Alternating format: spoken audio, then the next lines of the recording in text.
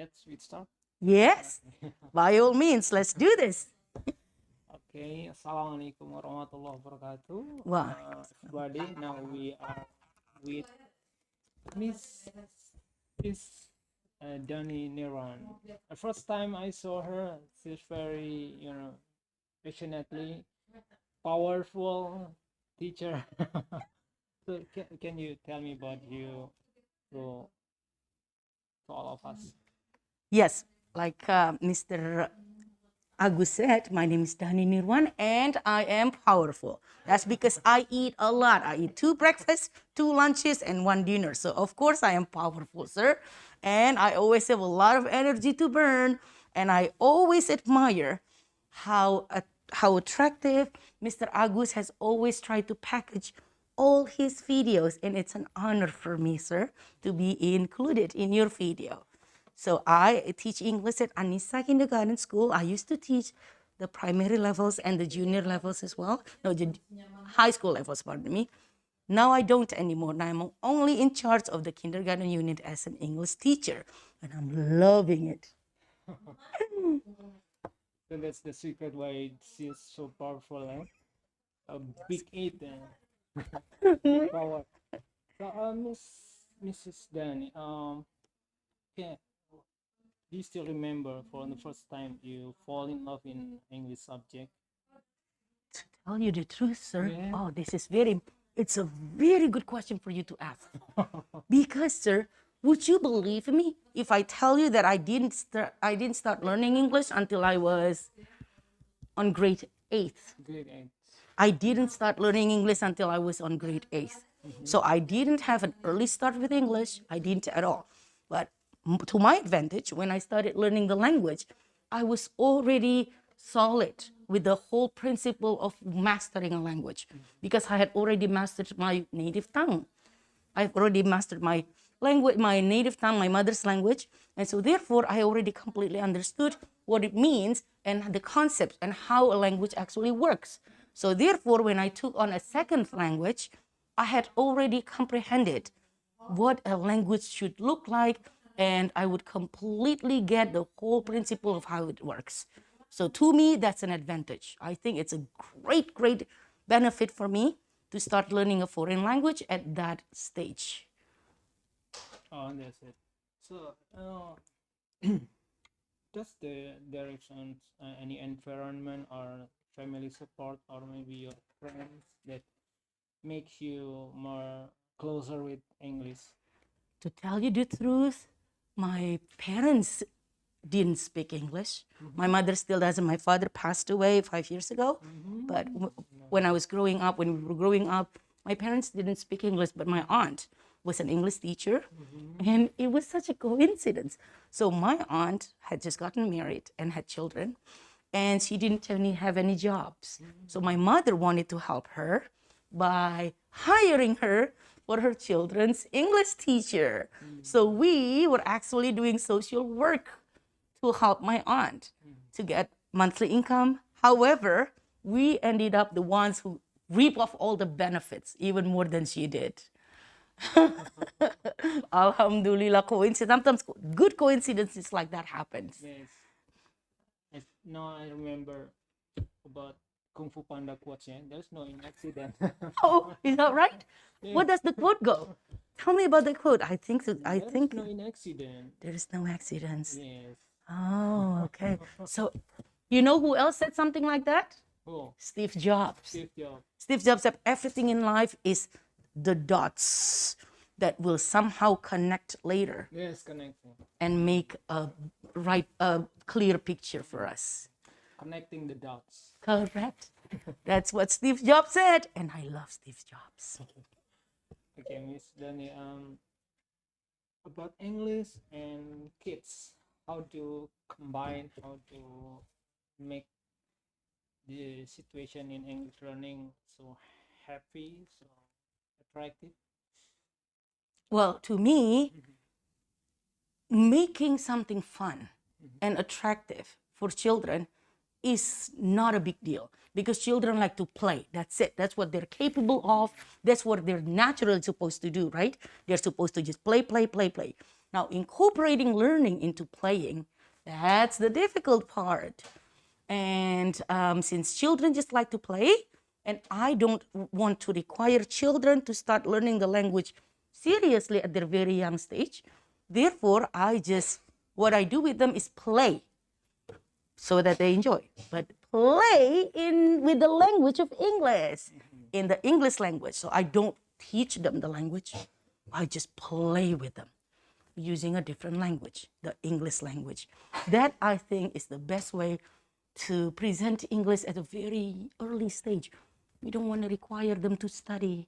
They're not ready for studying. So it's okay. They happen to play with English first. Play with English. That's the key word. Play with English. Let's try to, to complain or to people that in charge for this condition. First is a teacher. Maybe there is no difficult for the teachers to teach or playing in English, but what about the parents? Did you find any difficulties that parents, how should they start playing with English? What a brilliant question. That is a brilliant question. You know, sir, just as you and I are aware of, teaching young children is not 100% on the teacher's shoulders. If anything, it is more on the shoulder of the parents, because they're the ones who see them more often. They're the ones who have them in the evening, who have them in the weekends, and who can select the moods of the children at any time. So therefore, parents are the predominant teachers in every child's life. So of course, I am begging for all the parents to realize their roles first, that they are the first teachers before the school teachers. Therefore, I really think that we need to work together. We need to set up a system. We need to have a really good system between the teacher and the parents in order to really make the students learn something. So I agree. I am very happy with your question. Okay. I still fell in love with your quotes here. That's my favorite quotes. There's nothing will be written until it's been spoken. What's the philosophy? I still remember anytime about these quotes. It is actually not by me. I quote it from a book too. The book is by Longman. And I really trust Longman, the publisher. They're my favorite. To tell you the truth, they're my favorite publishers. And it is actually quoted there that nothing should be spoken until it has been heard. Nothing should be heard before it has been. Oh, I'm sorry, I get it wrong. Sorry. Can I just re-say that again? Okay, the actual quote goes, nothing should be spoken before it has been heard. And nothing should be written before it has been read. That's what Longman says. And I, just like you, the first time I read it, sir, it went into my core, right? It goes straight to my hippocampus, into my permanent memory, just like you. So don't give me the credits for it. But I agree with you. Those are really great quotes. Yes, good paradigm. Good paradigm. Very, very good. I agree with you. Couldn't agree more. About the connecting the dots. How do we connect the dots? I mean, how many components? What should we do when we will teach or playing with English to our kids, to our children? What's the dots? Do you know what I mean? I understand completely. What's Yes. the dots? How many the dots, and how do we create the dots? Practicing the dots. You are quite an interviewer, aren't you? All your questions are very hard-hitting questions. They are brilliant. I love being interviewed by a brilliant interviewer. So to me personally, I'm just gonna give you my opinions. So the dots, well, my opinions are combined with what I heard from the great Steve Jobs. Steve Jobs says, let life come to you. You just do your best, what you think is good. Don't question yourself too much. You really have to have faith in yourself. You really have to trust that everything that you're trying right now is correct. It will become a dot. And you can't think or predict the big picture by looking at the present. He said, just really have faith in yourself that what you are pursuing, as long as you know that it's for something good, for the greater good, right? As long as you know it's for something good, just pursue it. Do not lose faith. Just think of it as you will see the big picture later in the future. When you're ready to see it, when there's enough dots and they will be connected by itself. If you don't connect them, life will connect those dots. So what we do is just created the dots and they will somehow connect. And only in the future, in the long future, when all these dots are starting to look like a picture, then you would see a picture on it. That's what I completely agree with him. I don't think so that we just discuss about the law of attraction, right? No, no. You know what? I don't mind. Yeah, I think that's a very good topic to discuss. Yeah. No, right? Let's go for it, sir. About connecting the dots, practically, I just create, and you can give your opinion. For example, when we are teaching or joining with our kids learning in English, the first dots may be like media, like television, or maybe social media, or maybe internet. And the second dots may be the role model of the parents, and the third dots may be resources like Longman, or maybe English had two resources: British English and Australian English. That's what I knew. So what's your opinion? You're right about that. Actually, to tell you the truth, I didn't realize there were many kinds of English until I got to Canada. Until I moved to Canada. When I moved to Canada, somehow I felt like, wait, how come it's easier to understand the Canadians more? For me, it was easier to understand the Canadians rather than understanding even Americans or British, of course. I mean, we all know that the British are very hard to listen to unless you're used to their accents. But the Canadians were easier for me to assimilate even. So I tried to assimilate my very first English. The first English that I was comfortable with is Canadian English. And so that's what I felt. And it was harder for me. After I graduated from high school, actually, I moved to America. And it was quite hard for me to adopt the American accent. Somehow it was just so hard. But then when I moved to Canada, somehow it was so much easier. And so I thought, wait, so even our tones, our voices, our pre-made adjusted English has to be adjusted with what kind of English that actually would suit you better. So it doesn't matter. You can choose. Yes, you're right on point on that. You gotta find the one English that will work best for you, and don't force yourself towards any other. Find that one and really stick to it, no matter what other people say. Some people would say British English is better, Canadian English better. No, you know what's better. English is English. As long as you stick to the right grammar, you can really just find your own tone. I agree with you completely there. Yes, just do it. Correct. Yes, just do it. Okay. Maybe you never thought about your past. A few minutes ago, you told us that you went to America, to Canada. So can you tell us about your biography? Oh, yes. All right, here we go. Okay, why do you here now? Okay, all right, let's see. So basically, I come from a very large family. Well, I don't know if it's very large, but my parents had 6 children. So I have 5 siblings.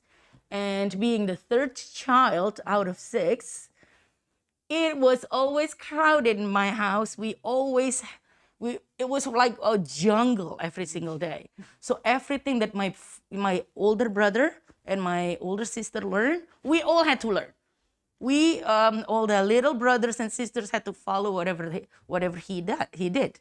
And so when he graduated high school, he decided to go to America. And naturally, younger sister who idolized her brother so much wanted to follow in his footsteps. And so I went and chased my brother there. And then after that, the 1998 economic crisis, the biggest economic crisis hit. Recession, yes. Yeah, oh, my father was struggling so much to afford all three of us being in America. So my father called us home and we went back. We went home, except for my brother, who is still there now. He didn't want to come home. He said he was gonna look for a way to keep on living, to survive. So he was the only one who stayed because he was a boy. The other two, we girls, my father wouldn't say no. He took us back home to Indonesia. And then, so I still wanted to go back to America, but unfortunately, my father's business never really got back to where it was prior to 1998. So therefore, I had to wait until 2003 in order to go back to the Western Hemisphere. But by then, I had already fallen in love with Canada. So I decided to part ways with my brother. And then I decided to go to Canada. And in Canada, it was just great. It felt like home. I almost didn't want to come back ever. Wow. And because, sir, they loved nature. To them, Maple. yes, the maple leaf and poutine. Do you know what poutine is? Yeah. Okay, poutine is that Canadian food where you load large amount of rice with cheese. Doesn't sound like heaven? Doesn't it sound like heaven? Ooh. Anyway, so after my Canada life, my father had a stroke. And that is the only time that I thought, okay, I love Canada very much, but I love my father more. So I said goodbye to my second love, Canada, and I came back to the first man in my life. And then a few years later, my father passed away. And there is still this idea of wanting to go back to what felt like home. It feels so good to live in Canada, sir. But I can't do that. It's going to be, to me, it's just going to be a good memory now. Because I don't want to leave my mom. My mom was by herself. She's over 70. And I've decided that, no, you know what? No, it's fine. It's fine. It's just, Canada is just a temptation. Maybe I can go there again someday for a holiday. I am not gonna be another Canadian. I am 100% Indonesian. So that's it, sir. So that's what brought me home. Turns out that my blood has a magnet. This is the only place that I can survive the most because this is the place where all my loved ones are. And what's your graduation? What's your college? Well, actually, when in California, I joined UCLA? California State. No, not UCLA. No, nothing fancy like that. Nothing fancy like UCLA. California State University in Hayward. That was actually, I only had just done the English courses because I had to go home when the big economic crisis hit. And then in Canada, I was enrolled in Douglas College in Vancouver, BC. Vancouver. Yeah, in the city of Vancouver. Ah, lovely, lovely place. Cover Grizzly. Oh, you know so many things about Canada. Yes. The next thing for you to do is visit it. Okay. Put it in your bucket list, sir. Put it in your bucket list. Yes, and so and then I never actually graduated. I never actually did because, to tell you the truth, I am one of the people who always struggle with school. all the way back from elementary school. I have an IQ of over 135. Where I've had IQ test that sometimes said that I'm 135, 140s. So my mom thinks that I'm not such an idiot, although I feel like idiotic. A lot of the times I feel idiotic. I feel like an imbecile. Why things are not happening so beautifully for me as easily as it is for everybody else? So my mom, that's why my mom took me to the psychologist and psychiatrist, even back in elementary school, because I always struggled with school. And then the psychologist always insert my mom and always tried to reassure me that I wasn't such a dimwit after all, because I had very high IQ. But I just can't handle school, even from elementary levels. And then in junior high, same thing happened. We went to another psychologist. They put me under talents test again and intelligence test and what have you. And we always went to Sarlito. Yeah, Sarlito Wirawan is our family psychologist. From back when I was in the elementary school, we always go to him all the time. We only went to Sarlito. And because he happened to be our neighbor too. So family psychologist, because he's a neighbor, very convenient, right? And so he was always the one who handled me. From elementary level, junior high, when I had another bout of problem with my education. And then senior high, it happened again. And when I graduated senior high school, Dr. Sarlito even said, Dhanni, don't go to America. I'll take you to University of Indonesia, psychology major, under my guarantee. You don't have to do the test. I'm going to guarantee you. That's what he said. He said to my mom, I'm going to call my mom. He said, I'm going to call your mother and I'm going to talk to her that you are my guarantee. I'm guaranteeing you to go to University of Indonesia for psychology major and you're going to be under my guidance. And I said, I can't do that. I want to go to my brother. I want to go to America. Yes, sir. The first biggest mistake in my life. Don't you just want to kill me? Why did I say no? It's such a privilege, right, sir? Yes. Don't you think it's a privilege? But yet, I was too dumb with it. I was an idiotic thing. I was like, University of Indonesia compared to America? Come on, man. I want to go to America. I don't want to go to Depok. That's what I felt at that time. But I was naive and just out of, I don't know. I think out of touch with reality or just downright dimwit. Anyhow, I declined his offer. And he said, I want to talk to your mother so that because you don't understand what you're rejecting. And I said, don't talk to my mother. But then he came to my mother anyway. He spoke to my mother and my parents came to me and told me that it's such a privilege of offer. But I was blinded by America at that time, sir. I didn't want to hear Depok. I didn't want to hear Depok. I am such a dimwit. Now I'm regretting that for the rest of my life. And now he's passed away. Dr. Sarlito's passed away. He can't offer me that. So therefore, this is not, university years is not, when I was in college, it's not the first time that I see that I'm always struggling with education system. The education system, I had big problem even when I was in elementary school, 4th grade, 6th grade. And then eighth grade, and then 10th grade and 12th grade, and then in university again.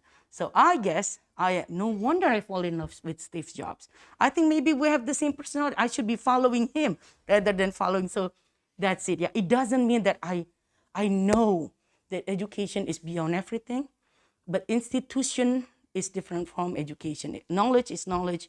Institution is institution. I just can't be institutionalized. I guess that's Dr. Sarlito, gave me a book. He gave me a name of a book. He said that I should be reading about people like me, my type, the kind of people who cannot do institutions. But I never really looked up that book.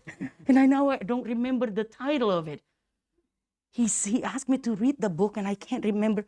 And I never really read it because I didn't want to know about the rest of my kind, I didn't want to know about my type of people.